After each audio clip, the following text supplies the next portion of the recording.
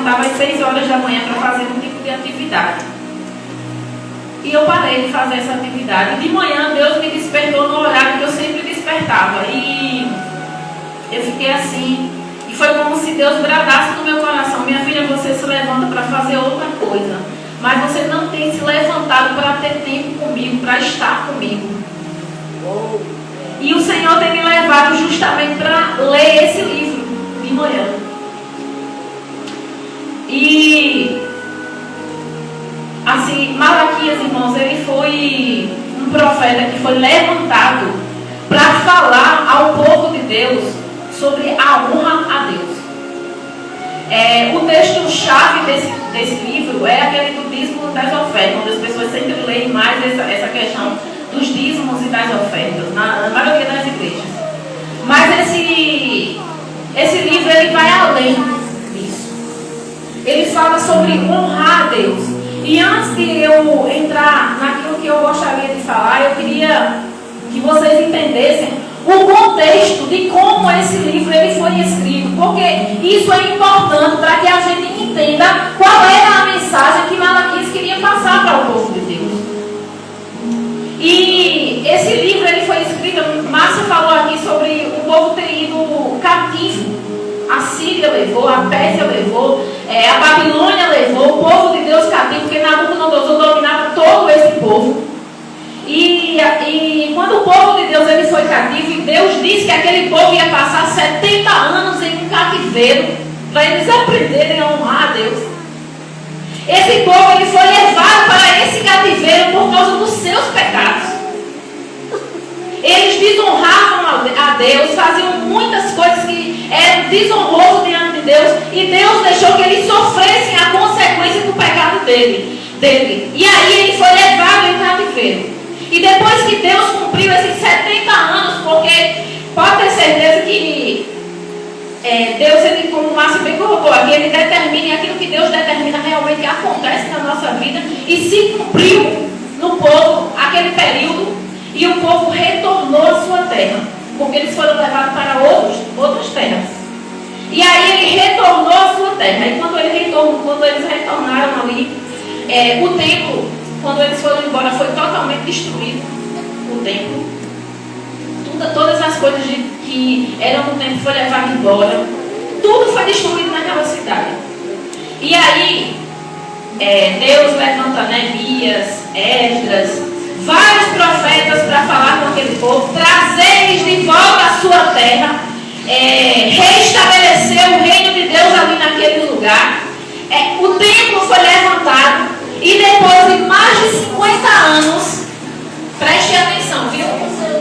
Depois de mais de 50 anos, Deus levanta o profeta Malaquias para falar com aquele povo que eles estavam fazendo de novo a mesma coisa. Que eles estavam começando a desonrar ao Senhor da mesma forma. Se você ler aqui, diz assim, o peso da palavra do Senhor contra Israel por intermédio de Malaquias. O nome Malaquias significa mensageiro de Deus. E Malaquias foi mensageiro de Deus para dizer assim, olha o versículo 2, fique com sua Bíblia aberta e vá acompanhando. Para você entender uma coisa, eu não estou aqui para falar a palavra minha, eu estou falando a palavra de Deus, tá certo? Está dizendo assim, eu vos tenho amado, diz o Senhor, mas vós dizeis assim, em que nos tens amado? Imagine você, Deus tinha deixado aquele povo ir para o cativeiro, trouxe aquele povo de volta, restabeleceu ali no meio dele o templo, restabeleceu a vida deles, eles estavam plantando, estavam colhendo, a vida super abundou ali. E eles dizem assim, em que o Senhor tem nos amado? Sabe por quê, irmãos? Porque no meio deles estava começando a acontecer. Se você for ler, você vai ver o livro inteiro. Estava começando a acontecer coisas ali naquele lugar que Deus estava se desagradando de novo. E como Deus estava se desagradando, eles estavam colhendo o fruto daquilo que eles mesmos estavam plantando. E aí eles perguntam ao Senhor,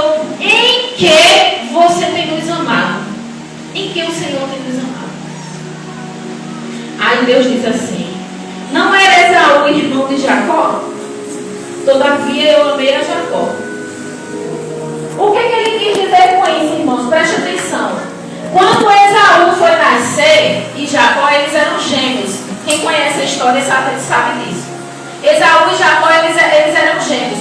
Como Esaú nasceu primeiro, naquela época tinha uma primogenitura que dava, que era um tipo de bênção, que era entregue ao filho mais velho. Como ele saiu primeiro da barriga, Esaú, quem tinha que receber era ele. Só que quando eles cresceram, e Jacó, que é tido como enganador, né? Ele resolveu trocar com Esaú por um prato de lentilha a bênção. Esaú disse que queria trocar. Então, para Deus, aquilo foi uma desonra. Era como se Deus tivesse, era como se Esaú tivesse dizendo assim: para mim isso não vale nada, porque a pessoa trocar por um prato de comida é como se não valesse nada. A bênção de Deus sobre ele não valesse nada. Ele foi e trocou por um prato de comida. Então, quando Deus diz aqui assim, ó: todavia eu odiei a Esaú e amei a Jacó. Deus amou a atitude de Jacó. Porque Jacó, ele deu importância à bênção de Deus na vida dele. Jacó dizia: o que tu não quer, eu quero, me dá. E Esaú não deu importância. Aí Deus disse a ele: ó, eu amei a Jacó. Vocês são descendentes de Jacó. Como é que vocês me perguntam se eu não amo vocês? É claro que eu amo vocês. É isso que Deus está dizendo para esse povo. Eu amo vocês. E aí, quando ele diz aqui, ó: eu odiei a Esaú e fiz os seus montes uma desolação e dei a sua herança aos chacais do deserto.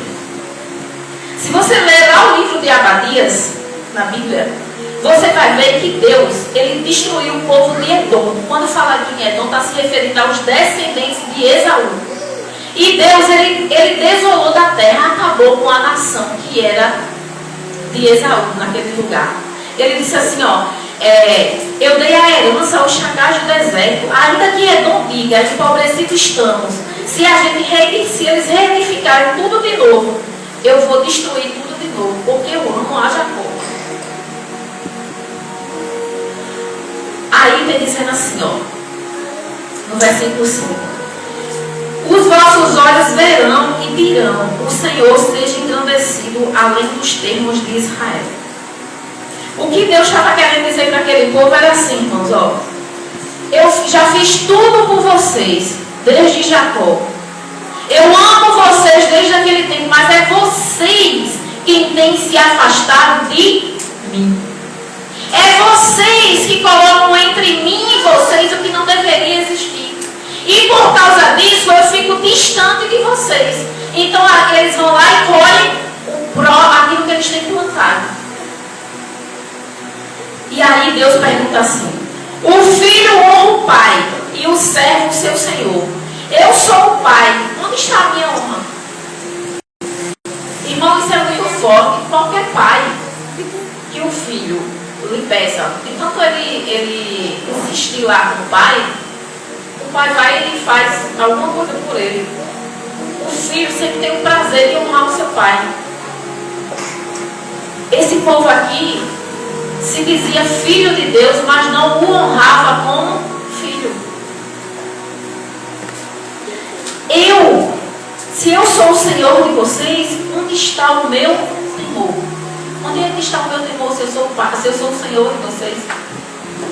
Sabe o que aconteceu, irmãos, com esse povo? Se você for ler aí, dizendo assim, ó: diz o Senhor dos exércitos a vós, que desprezai o meu nome, e vós dizeis: em que nós temos desprezado o teu nome? Aí você vai ver embaixo que eles tinham desprezado o nome de Deus, oferecendo sobre o altar pão imundo e dizendo: em que havemos profanado? O que era pão imundo, irmãos, naquele tempo? No templo do Senhor tinha uma mesa que era para se colocar o pão da propiciação. Aquele pão era trocado sempre, para não apodrecer no lugar. E tinha um lugar do sacrifício onde era oferecido as ofertas e sacrifícios ao Senhor. Nesse altar não poderia ser apresentado um animal que tivesse defeito nenhum, doente, animal que fosse aleijado, que tivesse algum tipo de enfermidade. Na verdade, a pessoa passava o ano inteiro, porque naquele tempo era oferecido sacrifício. Agora, depois de Cristo, não se precisa mais. O que era o sacrifício? Era um animal que era morto, e através do sangue daquele animal havia uma purificação. Só o sacerdote podia fazer isso, e havia uma purificação dos nossos pecados através daquele sangue. Hoje não precisa mais disso, porque o nosso Jesus foi o último sacrifício. Aleluia. Através dele nós temos o livre acesso a Deus. E aí, para que esses animais fossem oferecidos a Deus, era preciso cuidar do animal durante todo o ano. Ele ser o primogênito, o primeiro animal que nascia. Era todo um ritual, era todo um cuidado. Você não podia oferecer a Deus qualquer coisa. Para colocar diante de Deus tinha que ser um sacrifício perfeito. Mas acontece que esse povo aqui, como diz aqui, eles estavam levando, ó, no versículo 8 diz, ó, porque quando ofereceis animal cego para o sacrifício, isso não é mal? E quando ofereceis o coxo ou o enfermo, isso não é mal? Deus está perguntando para ele, vocês não têm mais prazer em trazer para mim oferta nenhuma. Vocês trazem animal cego, coxo, enfermo, de todo jeito. Eu não recebo os sacrifícios de vocês. O pão que está lá é um pão imundo. Vocês não trocam o pão. Ou seja, o povo não tinha mais prazer em trazer para Deus aquilo que era perfeito, aquilo que era de coração, que era de verdade. Eles não tinham mais prazer em oferecer isso. E aí Deus diz para eles até assim, ó, se por um acaso vocês pegarem um animal desse que vocês trazem para mim e for levar lá para o governante de vocês, ele vai se agradar de você? Ele vai querer? Deus pergunta para eles. Com certeza ele não se agradaria. Por que vocês fazem isso comigo?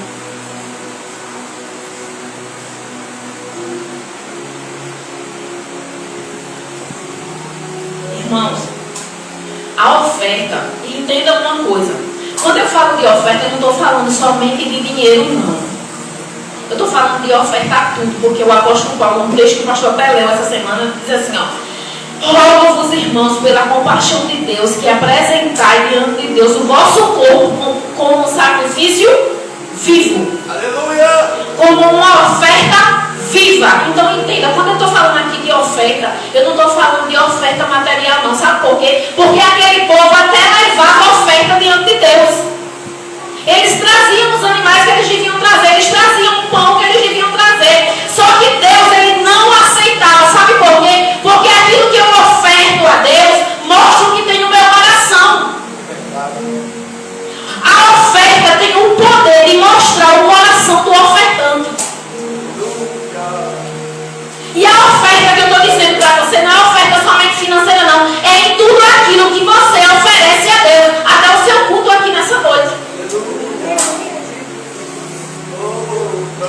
Tudo que você oferta diante de Deus, tudo é o seu tempo de oração, o seu tempo de leitura da palavra, o seu tempo no templo aqui, o seu tempo em conversa com as pessoas, em ajudar as pessoas, no serviço para Deus. É em tudo que você oferece a Deus, mostra o que tem no seu coração.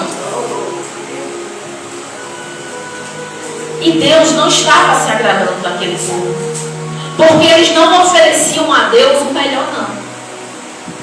Eu estava em casa, estava conversando com o Jânio, e eu estava dizendo assim, Jânio, se o prefeito, se o vereador, se alguém aqui, uma pessoa da cidade assim, chama a gente para um aniversário, por exemplo, digamos aqui na igreja, o pastor tem algo para fazer aqui na igreja. Ai, irmã, eu não posso, porque tem isso, porque tem aquilo. Aí se alguém lá fora chama, a gente não pode contribuir, a gente não pode ir lá, a gente não pode fazer alguma coisa. Mas se alguém lá fora chama a gente vai fazer das tripas coração para comprar o melhor, para ir lá e oferecer o melhor que a gente tem. Mas quando é para Deus, irmãos, a gente nunca tem tempo de fazer, a gente não pode, a gente nem sequer se esforça para fazer.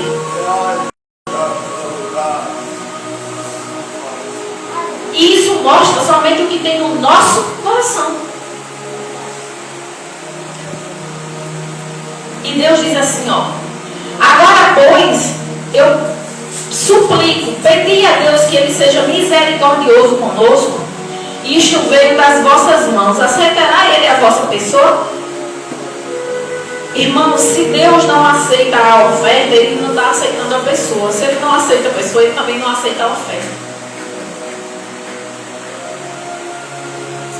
Sabe o que Deus diz aqui, irmãos, que mexeu muito comigo quando eu li? Tem dizendo assim, ó: quem há também entre vós que feche as portas por nada e não acenda em vão o fogo do meu altar? Porque eu não tenho prazer em vós, diz o Senhor dos Exércitos, nem aceitarei a oferta da vossa mão. Sabe o que Deus estava dizendo aqui? Era melhor que você fechasse a porta do templo do que oferecer para mim um culto em vão. Imagine o que Deus está dizendo aqui, irmãos. Olha, se você prestar atenção, isso é muito forte. Imagine o Senhor dizendo para você: melhor é você fechar a porta do templo do que você oferecer para mim um culto em vão.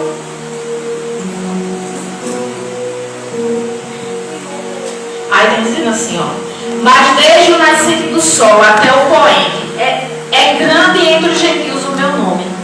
E em todo lugar se oferecerá ao meu nome incenso e uma oferta pura, porque o meu nome é grande entre os gentios, diz o Senhor dos Exércitos. Sabe o que Deus está querendo dizer aqui, ó? Se vocês não conseguem honrar o meu nome no meio do meu povo, se o meu nome não é honrado no meio do meu povo, lá fora eu vou buscar quem me honra.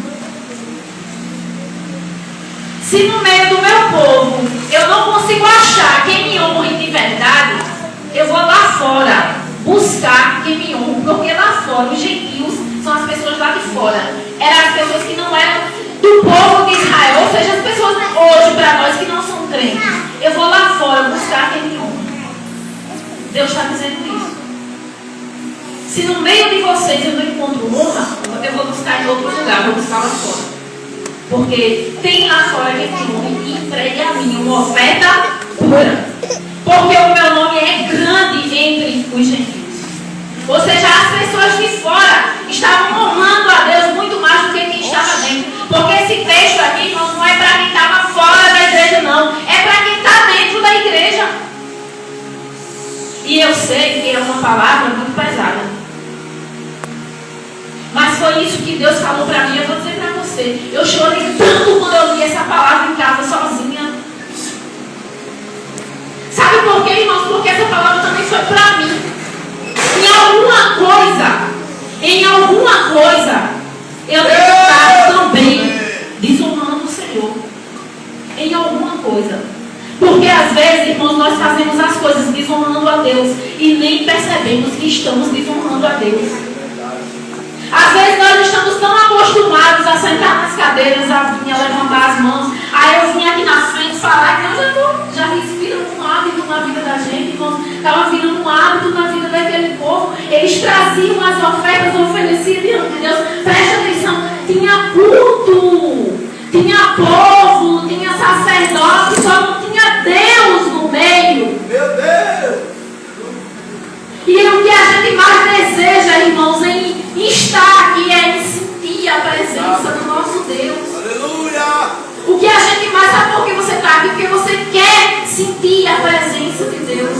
Aleluia! Então eu vou dizer a você uma coisa: apesar das suas limitações, honre a Deus com todo o seu coração.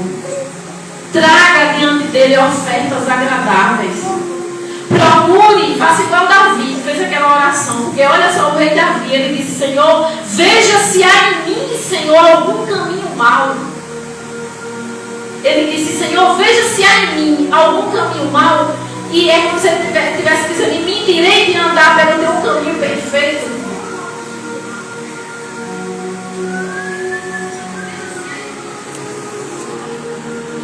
No capítulo 3, irmãos, vai para o capítulo 3, por favor.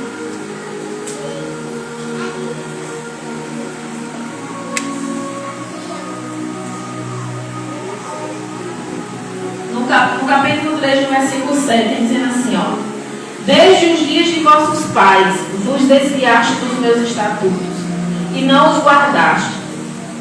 Mas tornai-vos para mim, e eu me tornarei para vós, diz o Senhor. Olha o que o Senhor diz aí. Ele mesmo diz assim, ó: tornai-vos para mim, e eu me tornarei para vós. Ele mesmo faz o pedido assim: povo meu, se voltem para mim, e eu vou me voltar para vocês. Eu vou inclinar a minha face para vocês. Se tornem para mim, se voltem para mim.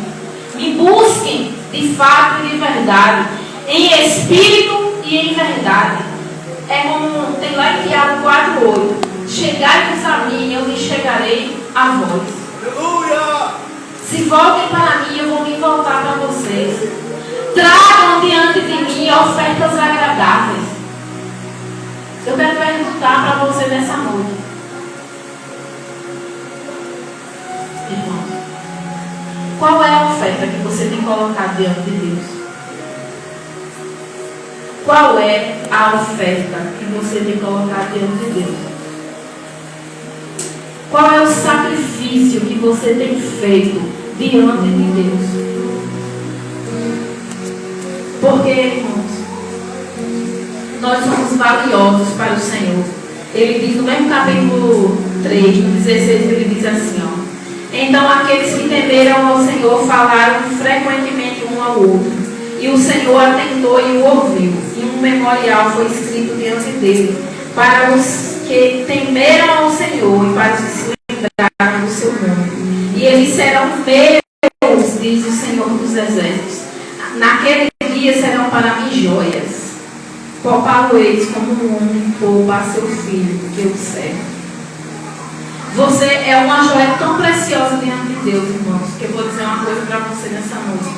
Deus, às vezes, prefere ferir vocês do que te perder. Muitas vezes nós não sabemos porque determinadas situações acontecem na vida da gente. Mas entenda uma coisa: Deus, ele prefere ferir você do que ele perder. Porque era isso que ele fazia com o povo de Israel. Ele não aceitava perder um povo que era dele. Então ele deixava muitas coisas acontecerem para que aquele povo se arrependesse dos seus pecados e se voltassem para Deus. E assim ele também faz com a gente.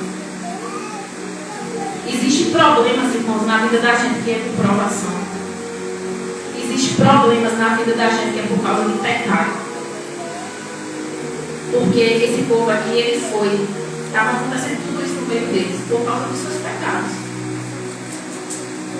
A gente precisa, irmão, se avaliar. É todo dia. Todo dia, todo dia. A gente não é melhor do que quem está lá fora, não. É todo dia, você todo dia pela manhã, a misericórdia do Senhor se renova na sua vida, para que você se lembre e possa se arrepender dos seus pecados todo dia, todo dia. Você acordou hoje pela manhã porque Deus permitiu. É uma oportunidade que Ele te dá, da misericórdia dele ser renovada na sua vida, de você se lembrar e se voltar para Ele. Muitas pessoas foram embora nem tiveram a oportunidade que a gente está tendo de ouvir a palavra, de ter uma reconciliação com Ele, mas Ele está dando a você a oportunidade.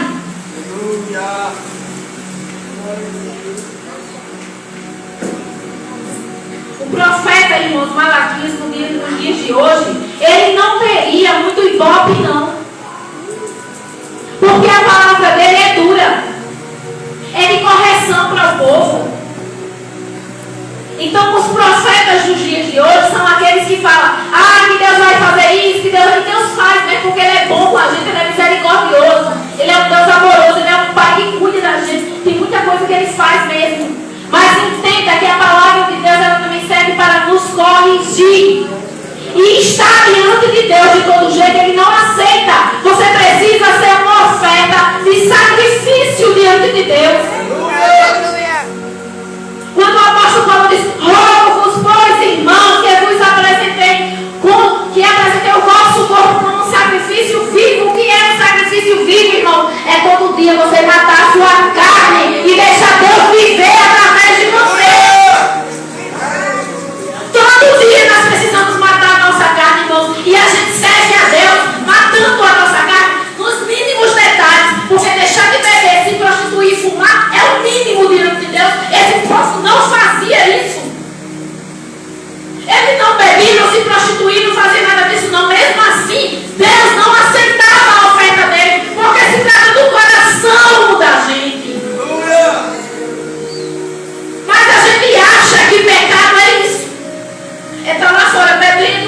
prostituindo, fumando, mas não é só isso não, irmãos. Um coração contrito, quebrantado diante de Deus, vai muito além disso. Aleluia. E não pense que Deus recebe qualquer tipo de oferta, não. Porque a gente tem um costume nos nossos dias de hoje de dizer assim: ah, irmã, Deus conhece o meu coração. Ah, irmã, Deus entende. Não, irmão, que é princípio, é princípio. A gente precisa cumprir. Não adianta eu chegar no altar do Senhor de todo jeito e achar que Ele vai receber. Ele não recebe. Você precisa estar como Ele quer que você esteja. Davi, ele foi pegar a arca da aliança que o povo tinha levado de todo jeito. Sabe o que foi que aconteceu? Uma pessoa morreu. Se você pegar o texto, você vai ver. A desobediência dele para buscar. Só quem precisava, só quem podia tocar na arca era o sacerdote. Ele foi uma carroça de boi. O homem foi lá, fazendo o que era certo. Ele foi buscar a arca de Deus. Então entenda uma coisa: não é qualquer oferta que Deus recebe, não.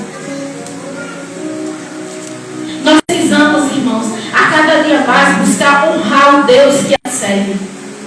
Mas a gente tem um costume somente de dizer assim: estou passando por uma situação difícil, Deus entende. Não, Deus não entende, porque o que é para você fazer é para você fazer. E você entenda uma coisa: quando você não faz, Deus vai buscar lá fora quem faça. Porque aqui está dizendo assim, ó: e os vossos olhos verão e dirão, o Senhor é mirando assim, além dos termos de Israel. O que é além dos termos? Não é só aqui dentro, não, pode ser lá de fora também. Então, eu convido você nessa noite a se voltar para o Senhor, como Ele mesmo pede. Tornai-vos para mim, e eu me tornarei para vós.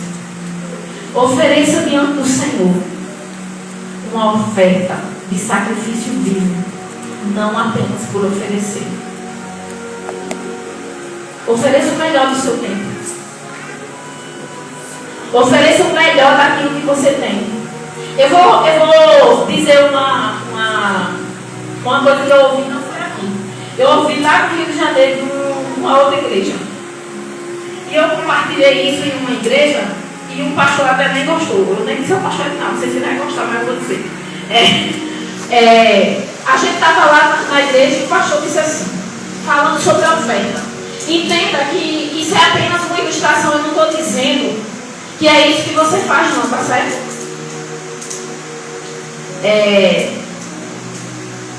A gente chega na igreja. Não, primeiro, a gente está na rua. Aí um mendigo passa por você. Um mendigo, uma pessoa da rua, um pedinte, passa por você. Aí vai e pede alguma coisa. Você tem uma nota na sua carteira de R$50, de R$20, de R$5 e de R$2. Qual é que você dá ao mendigo, normalmente? A gente dá a mesma nota, a de R$2. Não é assim? Normalmente é assim. Aí a gente vem para a igreja e quando chega no culto, é na hora da oferta. Eu tenho as mesmas notas na minha carteira. Qual é a nota que eu dou a Deus? A de R$12. Ou não é assim? Isso é oferta para Deus? Não é uma oferta. Sabe por quê, irmãos? Porque oferta é sacrifício. Oferta é sacrifício. E Deus nem recebe. A igreja pode até receber. E vai ser muito bom para a igreja.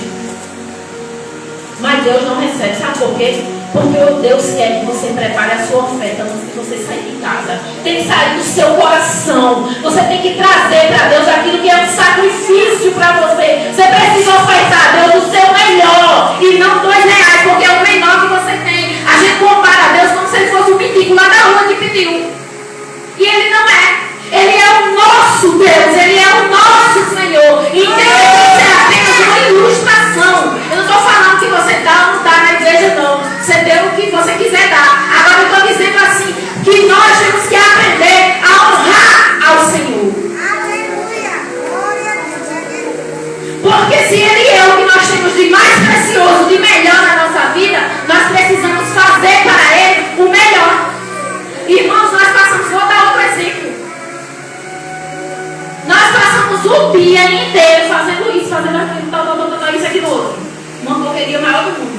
enquanto é de noite, nós damos o resto do nosso tempo a Deus. Aí eu vou ler a palavra, quase dormindo, tá aqui em cima. Aí eu vou orar, que eu não aguento, vamos lá, ajoelhada. Porque nós entendemos que Deus entende. Porque eu estou muito cansada, o Senhor sabe o quanto que eu lutei o dia inteiro. E não é assim. Deus, Ele quer as nossas primícias. É o primeiro em tudo. Você tem que acordar pela manhã já pensando no Senhor. E Deus, Ele cobrou isso de mim. Porque nós, irmãos, eu levanto de manhã, é uma correria para fazer isso, fazer aquilo. E eu estava fazendo isso, dando o resto ao Senhor. E quantas vezes nós fazemos isso? Porque hoje eu posso estar falando, amanhã eu posso fazer de novo. Irmãos, nós temos que aprender a honrar